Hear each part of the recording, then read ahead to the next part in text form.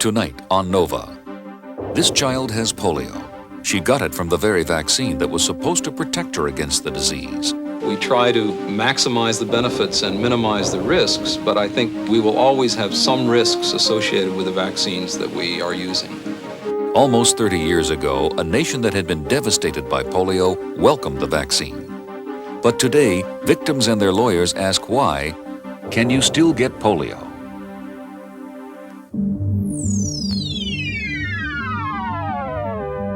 Major funding for Nova is provided by this station and other public television stations nationwide.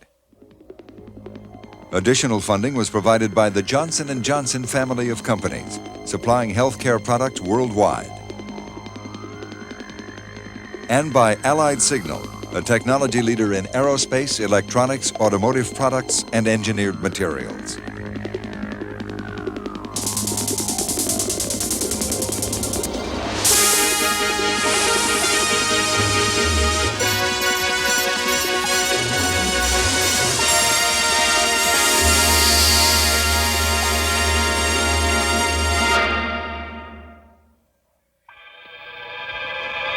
My name is Virus Poliomyelitis. You've never seen me, but I'm sure you've seen my shadow. Not long ago, the threat of polio terrorized the country. This incurable disease was as frightening as AIDS is today because there was no defense against the virus that caused it. Children were especially vulnerable. I feel very active today. I may even start an epidemic. In 1952, during the worst polio epidemic in U.S. history, there were 58,000 cases and 20,000 people were permanently paralyzed. Since the late 50s, almost every child has been vaccinated against polio. Come on. Get it in there real good. In this country, the disease has become almost non-existent. But 4-year-old Janae Schwartzlander is a rare exception. She has polio, a tragic consequence of the polio vaccine itself. Okay, good. Now what do we do? What do we do now? You do it. As Janae's case shows, vaccines carry some risk, and it's often not possible to protect society at large without sacrificing the health of a few. There you go. Like most children, Janae received her first dose of the oral polio vaccine when she was 2 months old. This is public health policy, even though the oral vaccine causes about 10 cases of polio a year. People say, well, this only happens to 10 people a year. And when you compare that to the millions who get vaccinated every year, that isn't really so bad, that it's an acceptable risk. But if you're one of those 10, or your baby is one of those 10, then it might as well be 100%. But isn't a rare case of polio caused by the vaccine a small price to pay to be saved from the ravages of this disease? Years ago, thousands of children were crippled for life. Other victims suffered paralysis of chest and breathing muscles and survived only in artificial respirators, iron lungs. Polio victims were severely disabled when the polio virus invaded the nervous system, causing paralysis and sometimes even death.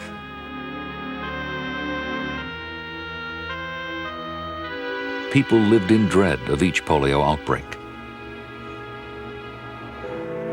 Summer is my favorite season. I thrive on warm weather. This is what I've been looking for. The virus is shed in human feces and saliva. Dirty hands, contaminated food, a sneeze could all be a source of infection. During the summer polio season, public places were closed or deserted, but there was no escape from the polio virus. Until 1955. Finally, an injectable vaccine was available, raising hopes that polio could at last be eradicated. 5 years later, the oral vaccine came on the market. Because it was so easy to administer, it came to be used almost exclusively and has successfully controlled the disease for over 25 years. But this medical triumph has an ironic legacy. Today, virtually the only cause of polio in this country is the oral vaccine itself.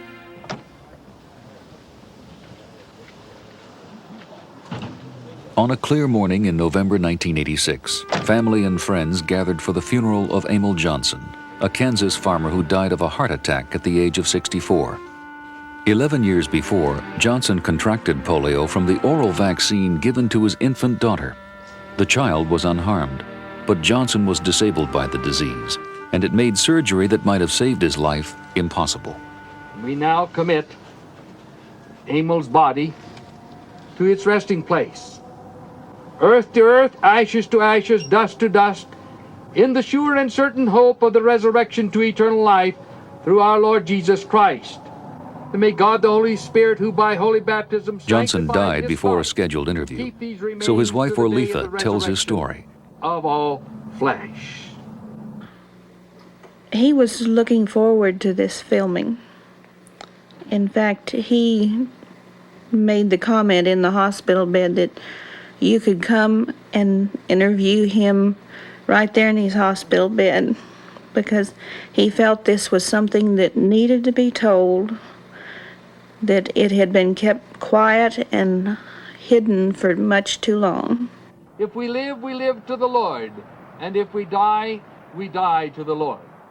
O God, most mighty, holy, and merciful Savior, do not let the pains of death turn us away from you. One of the mourners at the funeral was Lois Schwartzlander, Janae's mother. She and Johnson became friends through their mutual struggle with vaccine-associated polio. Our Lord.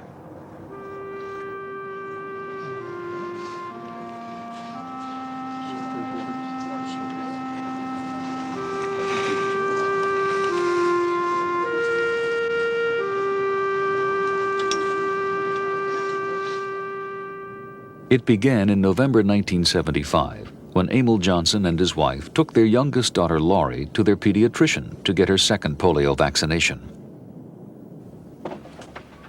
Their doctor, Vernon Branson, like most other pediatricians, endorses a mandatory immunization policy which requires that all children, before entering school, be vaccinated against a number of diseases.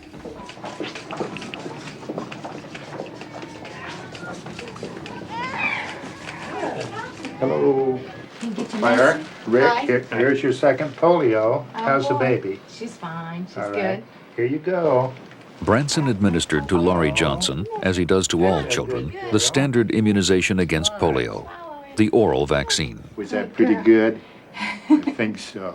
Those of us who have lived through epidemics of not only polio but whooping cough, diphtheria, have seen cases of tetanus die before our eyes, are very much committed to as many children being immunized completely as possible. But what was a routine doctor's appointment for most parents became a nightmare for Emil Johnson. He had taken some cattle to the Kansas City market, and he came home and said that he was really aching all over, and he'd never experienced a pain in his shoulder like he was having in the back of his neck.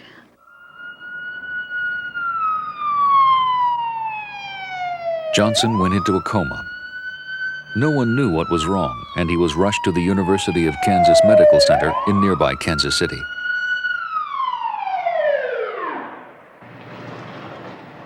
Johnson was seen by the specialist in pulmonary disease, Dr. William Ruth. I first met Mr. Johnson in the intensive care area.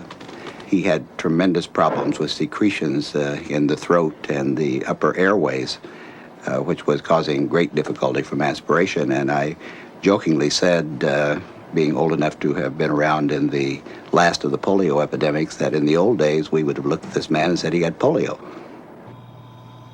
Dr. Ruth ordered a blood test to look for evidence of a virus that could have caused Johnson's symptoms. The test revealed that Johnson had been infected recently by poliovirus. The poliovirus had damaged the bulbar portion of his brain, which controls respiration. Dr. Ruth had not made a similar diagnosis for more than 15 years. How did polio come to be so rare? In 1939, President Roosevelt, a victim of polio himself, began an unprecedented effort to wipe out the disease. With Basil O'Connor, he established the National Foundation for Infantile Paralysis, later known as the March of Dimes. In their first fundraising drive, more than $2 million in dimes were contributed. Over the years, the March of Dimes went to great lengths to raise money from the American public. And in the little town of Wapakoneta, the high school band marches with a purpose to meet a member who waits quietly inside this house. Inside this iron lung.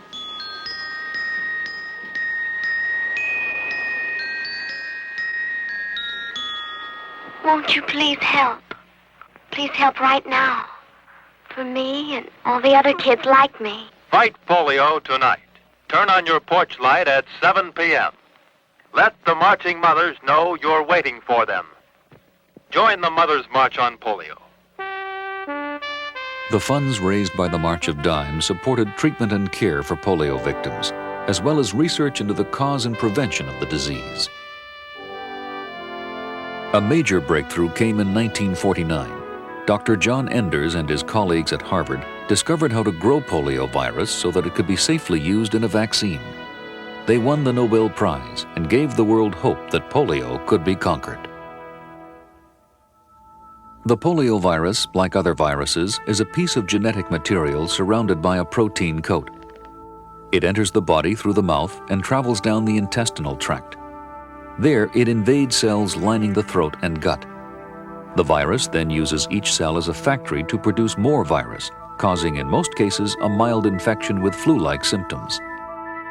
The body recognizes the protein coat on the virus as foreign and slowly produces antibodies which prevent the virus from multiplying further. In about 1 in 200 cases, the virus growing in the intestines outruns the production of antibodies. Then the virus spreads into the bloodstream and travels to the spinal cord, where it destroys nerve cells, causing paralysis.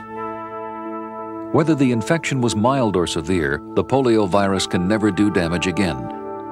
Antibodies can now be quickly produced, making the body permanently immune to the polio virus. Albert Sabin began studying polio in 1931, when most research was done on monkeys. He was part of the scientific mainstream that wanted to develop a vaccine containing live polio virus because it would mimic the natural infection. If you could imitate what happens in nature without having the cost and paralysis, then that would be the way. And to imitate what happened in nature on the basis of what we had discovered was to have a virus that would multiply in the intestinal tract like the virus multiplies naturally, but not to have the properties of damaging the nervous system. Nature produces many strains of poliovirus. What Sabin needed was a weak one which would not have the capacity to grow in the spinal cord. This weak strain of the poliovirus would be taken by mouth and multiply in the gut. It would cause a mild infection, stimulating antibodies in the intestinal wall and in the blood. Later, if a more virulent form of the poliovirus entered the intestines, it would not grow because the antibodies would be primed to prevent infection. But a vaccine containing live virus, however weak, seemed dangerous to Jonas Salk. He began research on polio in 1948 at the University of Pittsburgh. Working against the prevailing view, Salk believed in a vaccine that couldn't infect. He discovered a way to kill the virus while preserving its ability to immunize. And that was sufficient information on the basis of which to proceed. Then we could be sure that the resulting vaccine would not carry any risk. And for me, that was critically important. I did not feel that it was appropriate to use a vaccine that carried any risk for a disease like polio. In Salk's vaccine, the genetic material of the virus is killed so that the virus itself becomes harmless. When the killed virus is injected directly into the bloodstream, the body still responds to the protein coat of the virus and produces antibodies in the blood. If natural poliovirus later enters the intestines, it might cause a minor infection there, but the antibodies in the blood would prevent the virus from traveling to the spinal cord. The killed vaccine had limited support among scientists, but Basil O'Connor, president of the March of Dimes, believed in Salk's approach. With this backing, Salk assembled a large staff and moved faster than arch-rival Sabin and the rest of the competition. By 1952, Salk thought he had a killed vaccine that might work. Fearing another epidemic, the March of Dimes quickly organized field trials. On April 26, 1954, school children lined up to receive their first injection, proclaimed as the shot heard round the world. Some children received the vaccine, others a placebo, making this the greatest experiment of its kind in medical history. 350,000 volunteers organized the participation of 1,800,000 children. A year later, the results of the field trials were announced to an anxious world. At the University of Michigan in Ann Arbor, one of the most glorious chapters in medical history is written as hundreds of scientists throng the School of Graduate Studies to hear the results of the mass anti-polio inoculations conducted last year. If the results from the observed study areas are employed, the vaccine could be considered 80 to 90% effective against paralytic poliomyelitis. Overnight, Salk became a national hero.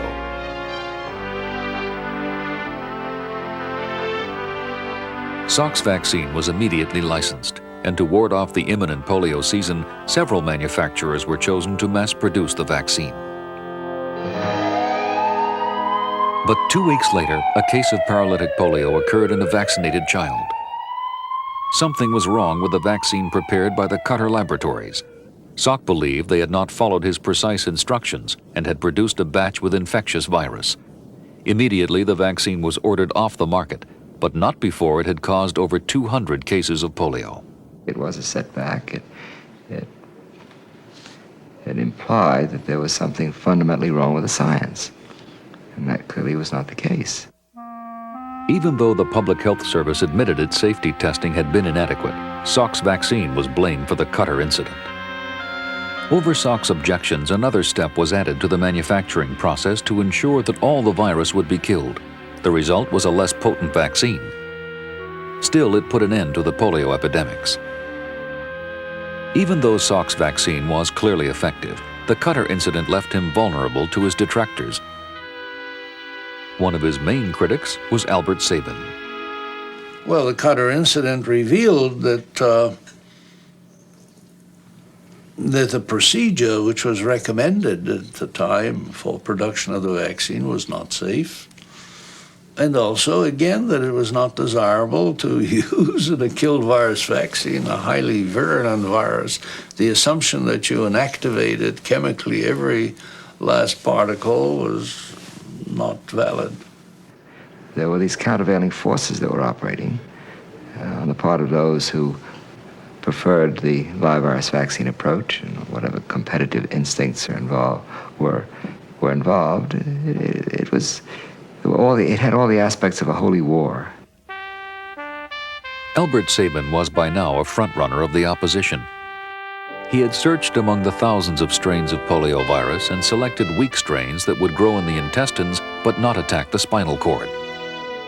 His live oral vaccine was now ready for human testing. But where? The U.S. was still committed to Salk's vaccine. In a revolutionary step, Sabin took his vaccine to the Soviet Union.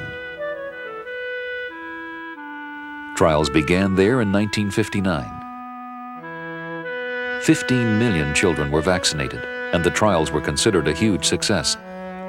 The incidence of polio decreased dramatically, but there was a concern. The live vaccine virus could be excreted after immunization, and no one knew if it would infect other people. During the Russian trials, there were no official reports of polio caused by the vaccine.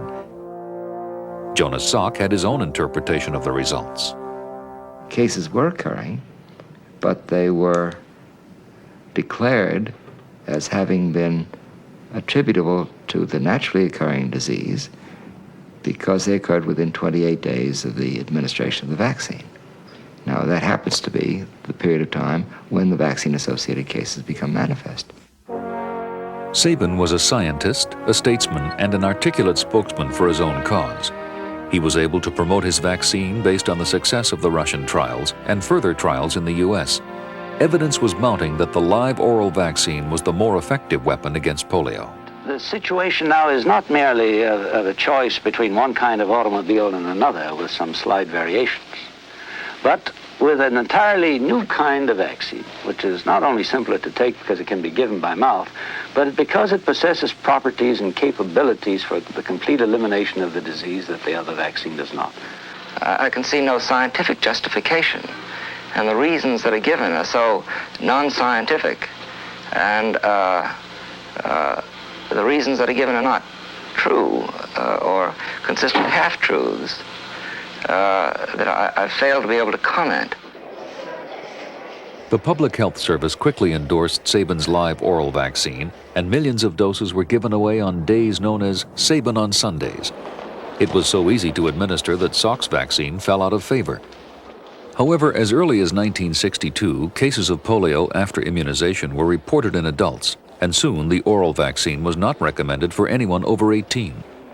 Since then, approximately 10 cases of vaccine-related polio are reported each year, though Sabin has always maintained that they are the result of other viruses which cause paralysis. Of course, there's still a discussion whether 1 out of 5 million or 1 out of 11 million who gets the vaccine or somebody by contact gets polio. In my judgment, there's no proof whatsoever that this occurs. Well, there's nothing that anybody can do about the truth. They are caused by polio. The virus has been incriminated epidemiologically as well as clinically. I don't see how it's escapable. The Centers for Disease Control, the government agency that monitors public health, has verified some of the cases of vaccine-induced polio. The CDC can determine if a polio virus is natural or vaccine-related because each type of virus has a distinctive genetic pattern, like a fingerprint. Unfortunately, a sample of polio virus was never recovered from Emil Johnson because polio wasn't suspected early enough. So Dr. Ruth had to track down the source of Johnson's infection. The question that all of us were pondering at that point was how would an adult man, 48, 50 years old, come up with fresh strain polio response. Most adult patients have had, in Mr. Johnson's generation, had polio during their growing up years, and it was passed off as a flu-like illness that everyone has, and only a small percentage of those people went ahead to develop paralytic polio. In having the so-called flu-like illness, they developed antibody protection so that by the time they reached adult life, they really were protected from getting this infection. But Emil Johnson had an isolated childhood with little opportunity for exposure to the disease. The son of Swedish immigrants, Johnson was born in 1922. He lived the life of a rural farm boy and attended a one-room schoolhouse. Johnson worked hard on his father's farm and stayed close to home. Later in life, he married Orletha, and they started having a family. We also learned that he had a child born within the last year or two who had had oral polio vaccine. When Laurie Johnson was given the live oral vaccine, the vaccine virus multiplied in her intestines. As the virus grows, it mutates to a more potent form. Normally, the antibodies produced protect the recipient from harm, but in rare instances, cases of paralytic polio do occur. Janae Schwartzlander is an example.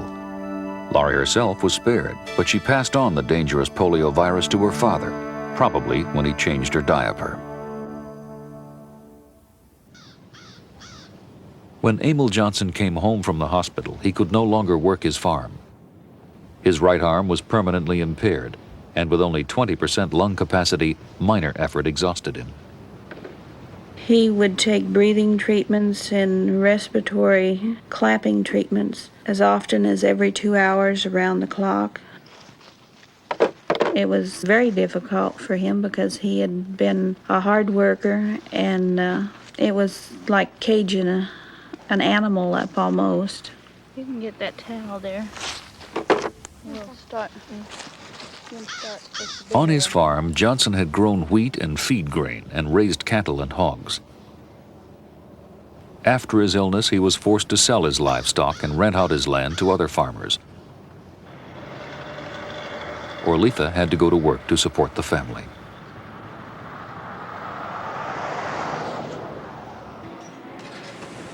Emil went from being the main breadwinner to me being the breadwinner, which went against his grain somewhat because the man is supposed to be the head of the household according to him.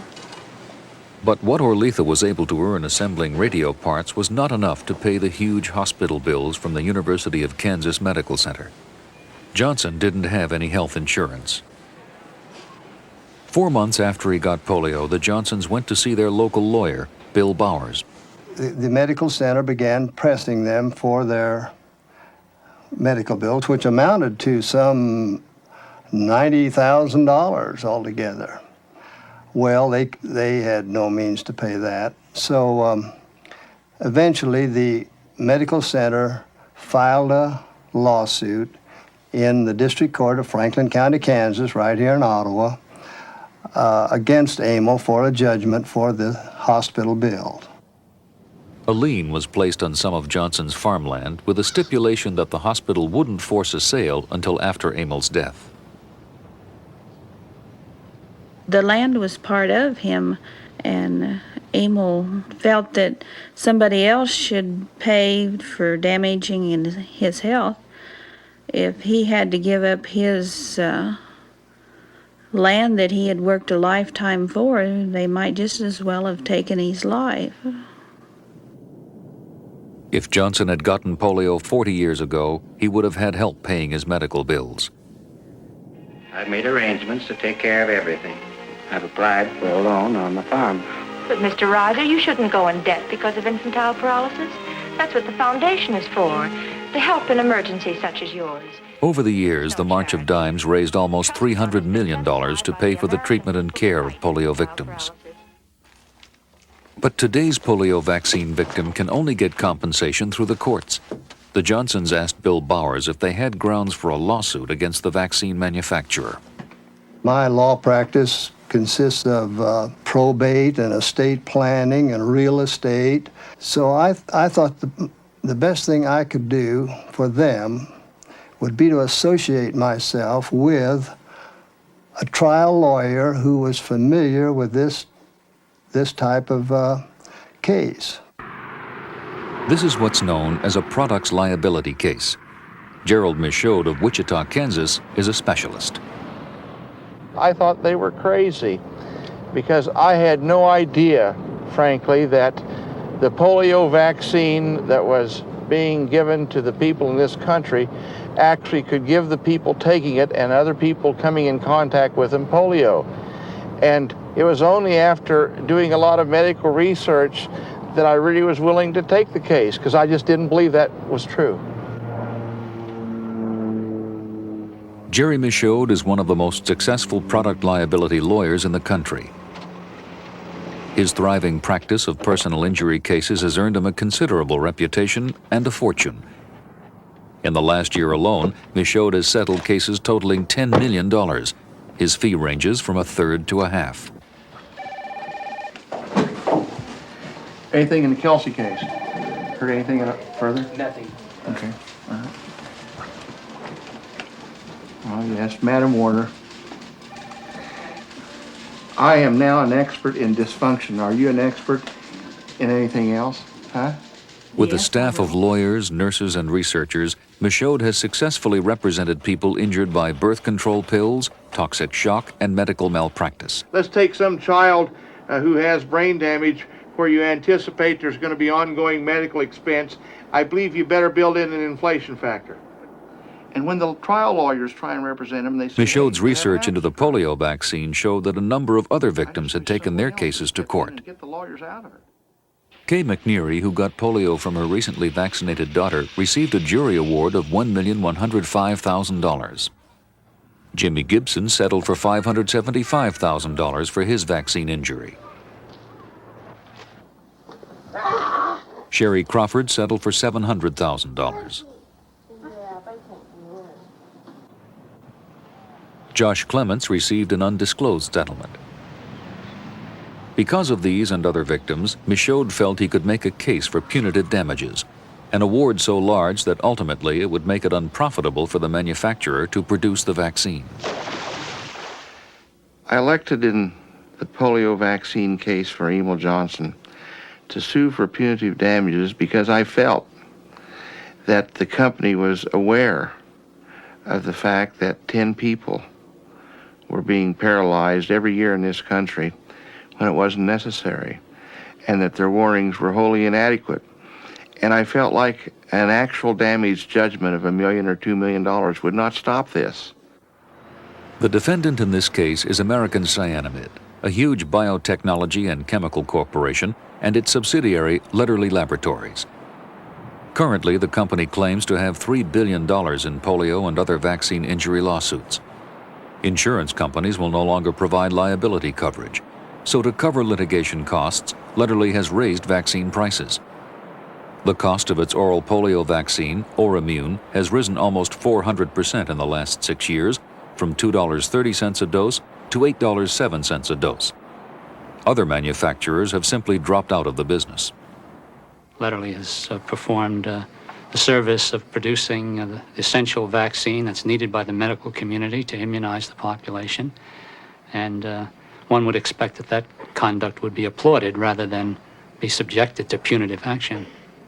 We feel it is unfair for us to be sued for a product that is properly manufactured, produced in accordance with all recommendations, primarily the United States government, FDA, and to be sued for the results of that immunization we feel is unfair.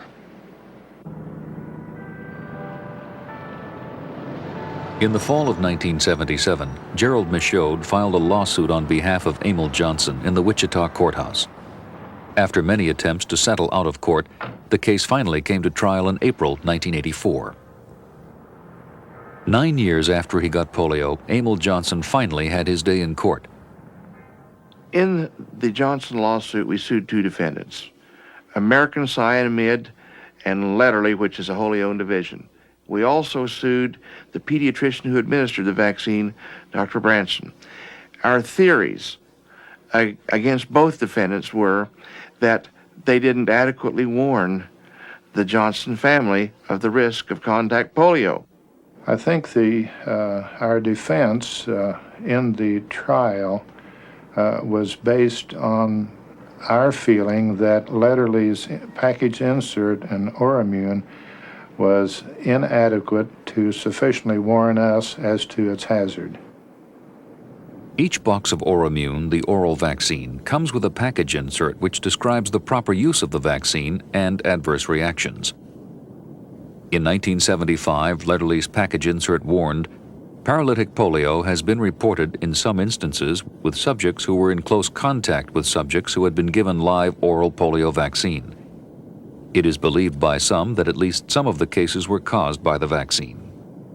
Well, anyone reading that would get the idea that there are two scientific communities. Some believe that there's a vaccine relationship with polio. Some believe that there isn't. Well, the truth is that every scientist in the world since 1970 has conceded that the live oral polio vaccine did in some people who took it cause polio, and in some people in contact with the recipient it caused polio. That reference, it is believed by some, is Albert Sabin alone. To make his case that the warning was inadequate, Michaud presented as evidence a number of letters Lederle had written to doctors inquiring about the risk of vaccine-associated polio. the company responded to these doctors that, yes, there was substantial evidence that the live oral polio vaccine may be causing recipient and contact polio. And number two, this is a telling thing, they admitted to these doctors that our warning on this subject has never been adequate. Those documents were in evidence for the jury to hear in that trial. In the Johnson case, U.S. vaccine policy also went on trial. Michaud asserted that the Johnson should have been offered a safer vaccine. Improved since the Cutter incident, Salk's killed or inactivated vaccine is as effective as the oral vaccine in protecting the individual against polio. And it does not cause the disease, which is why it is used exclusively in Scandinavian countries. Mr. Johnson should have been told that he was at risk if his daughter took the live oral polio vaccine, that he could avoid that risk from exposure to his daughter by administering to his daughter the killed vaccine, which was just as effective and without risk.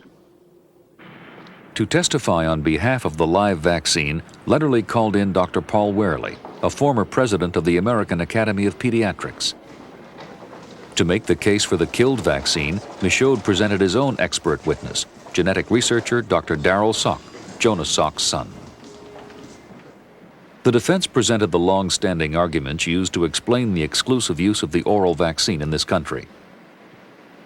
For one, an oral vaccine is easier to give and to take than injections, so more people will get immunized. When you figure it on the basis of cost and convenience and freedom from technical problems, the drop dosage on a sugar cube or on the tongue certainly wins every time. I don't think that's really the case when you're giving vaccines by injection anyway, and the killed polio vaccine can be combined with DPT, for instance, and given at the same time. And it's certainly not a reason for using a vaccine which causes injury, which is otherwise unnecessary. The defense told the jury that the oral vaccine, because it mimics nature, probably gives lifelong immunity. There are, in fact, no studies demonstrating, quote, lifelong immunity following either killed vaccine or live vaccine.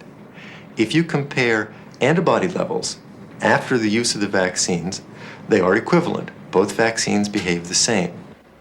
A third argument for the endorsement of the oral vaccine is that policymakers believe it protects the community better than the killed vaccine by reducing the circulation of the polio virus. This is the theory, though it's controversial and difficult to prove. The live oral vaccine causes an infection which produces antibodies or immunity in the gut. That means if polio virus enters the gut, it can't grow well, so less virus is excreted and passed on to others. But the killed vaccine is injected and produces antibodies primarily in the blood. Theoretically then, polio virus can grow faster in the gut and more virus can be passed on to others, keeping the virus in circulation and perhaps endangering those who are unimmunized. If you look at the millions of border crossings between the United States and Mexico and other countries to the south where the polio viruses are still endemic, you can appreciate the importance of having a barrier in the intestinal tract. What's really important to talk about is not the so-called gut immunity, but whether virus circulation is reduced. Studies have been done with the killed vaccine that indicate virus circulation is reduced. In countries where only killed vaccine has been used, where potent vaccine has been used, virus circulation is reduced to the point that virus is eradicated. And last, one of the major arguments for the oral vaccine is the so-called spread effect, which assumes that people like Laurie Johnson who take the vaccine will shed the vaccine virus and perhaps immunize others around them. Although controversial, this spread effect is considered a real public health advantage by many reputable scientists who nonetheless acknowledge that it can be a source of paralysis to the unimmunized, as it was to Emil Johnson. This is not really a reliable means of making sure people get immunized. There is no evidence to suggest that it actually has raised the immunization levels of a community. And frankly, it's dangerous. The virus that spreads is not a licensed vaccine, would not pass the safety tests of the vaccine itself, and causes polio. After 8 weeks of testimony, the trial came to an end. The jury now had to determine if anyone was at fault for Johnson's injury. Was Dr. Branson at fault for not warning Johnson? Or was Lederle at fault because its package insert hadn't adequately warned the doctor? And was Lederle's failure to warn reckless enough to award punitive damages? I told this jury, you may have a desire to go out and bring back 25, 30, 40, $50 million. Don't do it. Please don't do it. Bring back $10 million, and if that doesn't do it, we'll take care of it in the next case. I told them that because I knew that jury was angry. Any human being who sees 10 people being sacrificed unnecessarily every year in this country is going to be angry.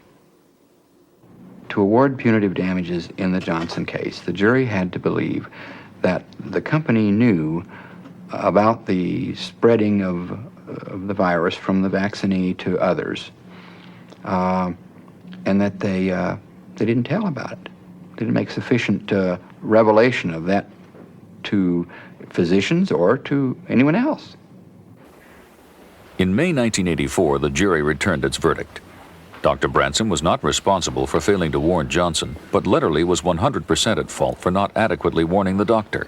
Johnson was awarded $10 million, $2 million in compensatory damages, and $8 million in punitive damages. I feel good about it. No amount of money is going to help my health, but it'll make life a little easier for us. Lederle immediately appealed the verdict to the Kansas State Supreme Court. Because Lederle is the sole manufacturer of the oral vaccine, the huge Johnson verdict both threatened vaccine supply and challenged national vaccine policy, which recommends for almost all children the exclusive use of the live vaccine. To support Lederle's appeal, briefs were filed by the institutions responsible for vaccine policy, the American Academy of Pediatrics, the U.S. Food and Drug Administration, and Centers for Disease Control. At present, the court system is making a variety of findings, some of which are being challenged, some of which are being upheld, some of which are being reversed. I think it would be inadvisable to base our entire immunization policy on allegations made in court cases.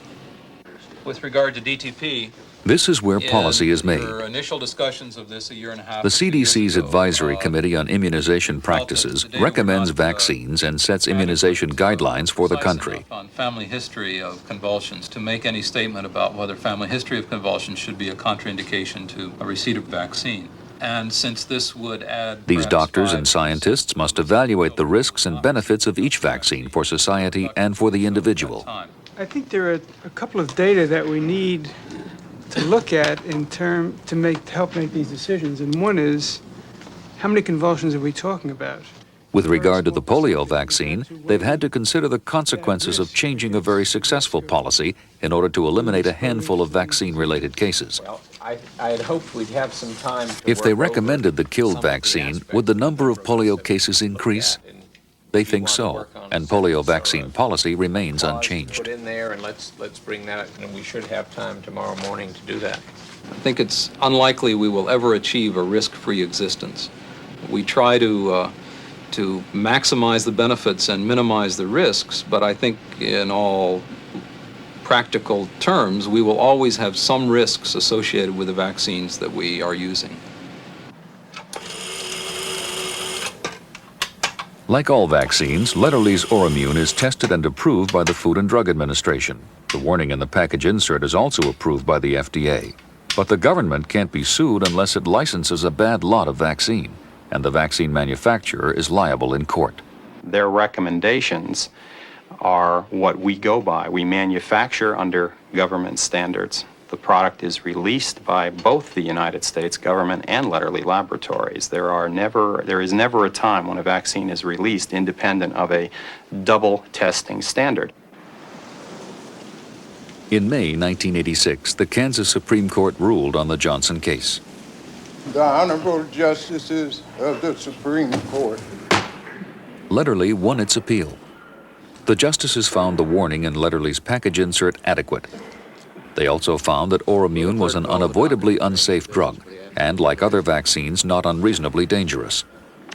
The court further determined that Dr. Branson did have the duty to warn, but Michaud had dropped the case against him. This decision followed party lines, with 4 Republicans in the majority and 3 Democrats dissenting. The Supreme Court had reversed the entire verdict, leaving Johnson with no compensation at all. Well, I try to keep an open mind about it, but I couldn't see any reason not to agree with the jury's verdict.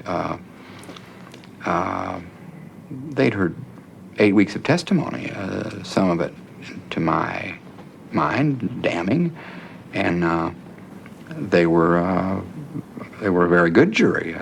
12 jurors found those warnings inadequate. The trial judge approved that finding and found they were inadequate. 3 members of the Supreme Court of Kansas dissented in that opinion and found that the warnings were inadequate. You know what that means? 4 judges on that court overruled 12 jurors, a trial judge, and 3 of their colleagues.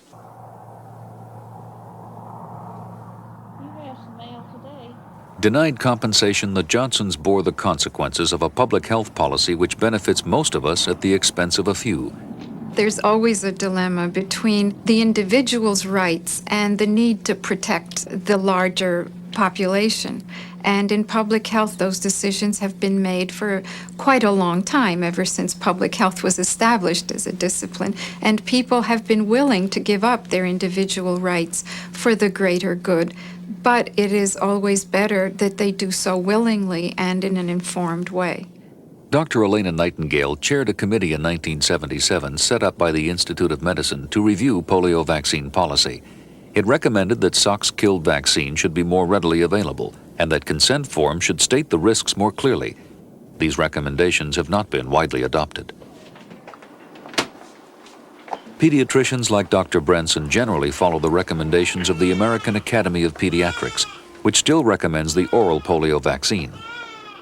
Even though he was sued for administering the vaccine, Branson still believes in it and gives it almost exclusively to his patients. Swallow, please. Once more. I consider the oral vaccine as safe a vaccine as any, considering that it is a live vaccine. Okay. There it is. Now he'll get his his triple. Okay. The nurse will be in just a minute. Thanks. Okay, bye-bye. Bye-bye. Hello. When parents come into the office, they don't come necessarily for a long discussion. She's a big girl. They come to me for advice, they come to me for treatment, and they come to me for directions. 4 to 6 hours, and she should be fine. Okay, we will. You're a doll. Come here, sweetheart. Oh, you're going to stand up on me. Okay. There we go. Thank you very much. Give me a call. The time has passed for paternalistic medicine. It is really the obligation of the physician or the health provider to provide information, and it is the right of the client to have information on which to base a decision. Because in this kind of situation, otherwise you are imposing a risk on an individual for the benefit of other individuals as well as of himself. Today, parents going to a public health clinic to have their child immunized are given a consent form which they are required to sign. The form, developed by the Centers for Disease Control, outlines the advantages and risks of the oral polio vaccine. The purpose of the consent form is to meet a legal requirement that is placed on us by the manufacturer through the federal government that there has been some attempt to inform the parent of the risks and benefits of the vaccine. The language of the consent form in many times is prescribed by the legal requirements. The consent form also gives the statistical risk of polio caused by the vaccine. It states the risk of recipient polio is 1 in 8 million doses, and the risk of contact polio is 1 in 5 million doses. To many, that seems like no risk at all. I can't tell you the risk because I didn't read the form. I mean, I've read it before, but I didn't read it today because I've already read it and I don't feel it's a risk, so I've gone on and went and had it done. Yeah, I don't think she's at any risk at all with it. From the papers that I read, I still think that the advantages far outweigh any risks. So. But the risks can be calculated in another way. There are 3.5 million children vaccinated each year, and each year there are approximately 10 reported cases of vaccine-associated polio, which usually occur after the first dose. That means statistically that in one in about every 350,000 first doses, somebody, either a child or a close contact, will get polio from the vaccine. There is a fear by medical practitioners that by dwelling too much on the risks of a vaccination, parents will become frightened at the prospect of running that risk and refuse to have the child vaccinated. I'll need you to sign next to the X here and here. Parents who are unimmunized or inadequately immunized also aren't warned that they are at risk if their child receives the oral vaccine. Furthermore, they are not encouraged to get vaccinated beforehand because that is contrary to immunization policy. And if we start delaying the child's immunization to wait for the parent, they may not come back.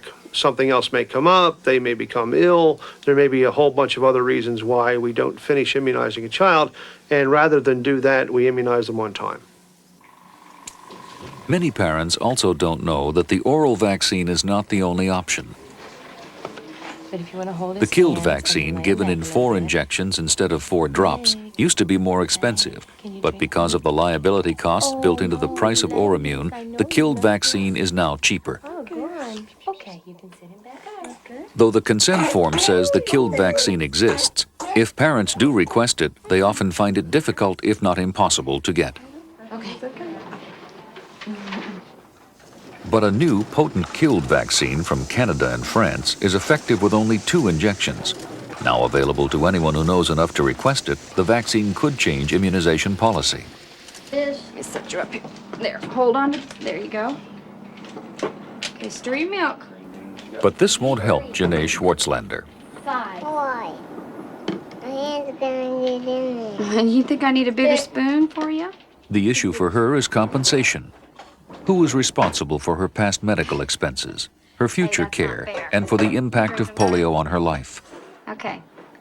Vaccines, more than any other medicine, benefit society as much as they benefit the individual. And for the rare instances of vaccine-related injury, society has an obligation to provide some kind of remedy. In 1986, Congress held hearings on compensation for victims of vaccines.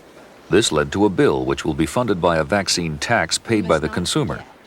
Victims can be awarded up to $250,000 for pain and suffering and reimbursed for related expenses. But the bill has limitations. Anyone injured by a vaccine before October 1988, including Emil Johnson, won't be compensated for past medical bills. And with the consumer paying the claims, there may be little incentive for vaccine manufacturers to make vaccines safer. Meanwhile, the lawsuits continue. In recent years, at least a dozen polio vaccine victims have challenged the safety of the oral vaccine for a different set of reasons. These and other victims have sued Lederle on the grounds that the oral vaccine they were given didn't comply with FDA safety regulations, and that the FDA approved the vaccine because it feared a shortage. Lawyers for these victims contend that Lederle documents support their allegations. An example from 1977 states that Lederle must continue with guidelines that may be technically outside the regulations as written, but we must do this if we are to continue to offer vaccine. The case of quadriplegic victim Kevin Berkovitz is now before the U.S. Supreme Court. Can the FDA waive its own safety regulations with impunity? If not, then the government might be liable for Kevin's injury. Janae Schwartzlander's case, based on inadequate warning, is now over.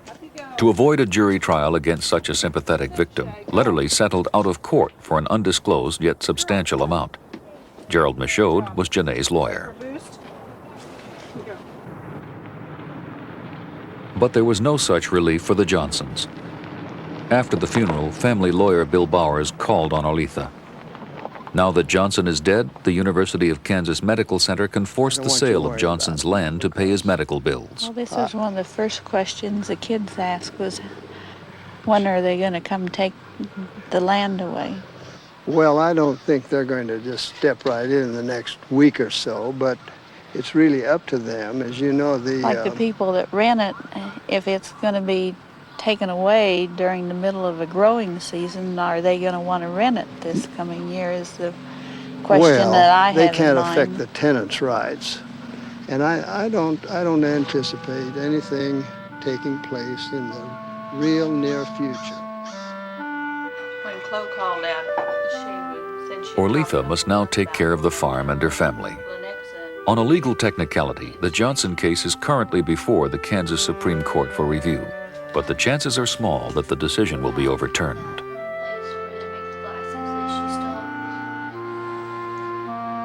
In this country, the war against polio is almost over. Still, disease and vaccines that carry risk are a fact of modern life. Every year, there will be individuals who will bear the risk for the benefit of everyone. How many will share the fate of Emil Johnson, and is that risk acceptable to us all?